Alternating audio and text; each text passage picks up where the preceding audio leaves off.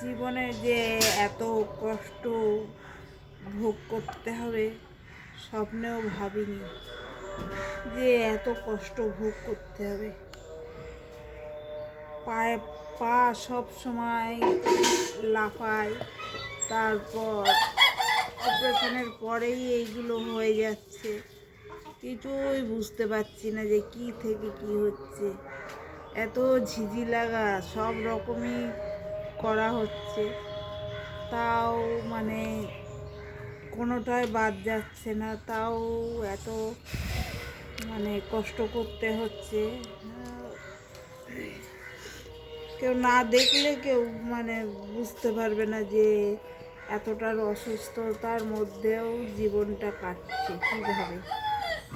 আজ না হলেও 3 থেকে 4 বার পড়ে গেছি, একবার করে নামাই, আবার মানে নিজের ব্যালেন্সটা রাখতে পারছি না পায়ের ওপর। বাড়ির লোক সব মানে অস্থির হয়ে পড়েছে, এমনকি 2টো বাচ্চাও সাপোর্ট দিচ্ছে, তাও কষ্ট করেও দাঁড়াতে পারছি না। আর যে আমি নিচে নামবো, একটু প্র্যাকটিস করবো, হুইল চেয়ারে উঠবোস করবো, সেটা টোটালি বন্ধ হয়ে গেছে। একটু আশার আলো দেখতে পাচ্ছি না।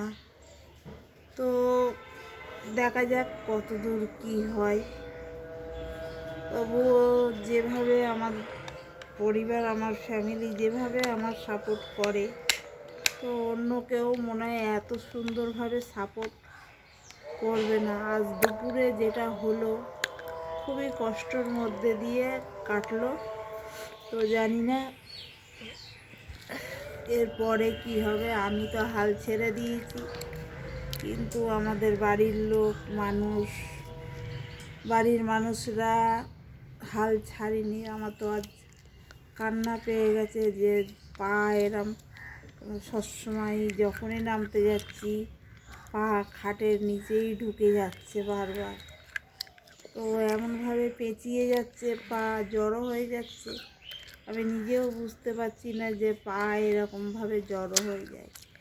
স্পাইনাল সার্জারির পরে যে এতটা মানুষের ক্ষতিগ্রস্ত হয় একটুও জানা ছিল না, যে সার্জারির পরে এতটা ক্ষতিগ্রস্ত হবে।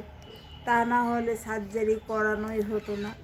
অ্যাকচুয়ালি চেন্নাইয়ে গ্যারান্টি দিয়েছিল যে হাঁটতে পারবে, তো তাও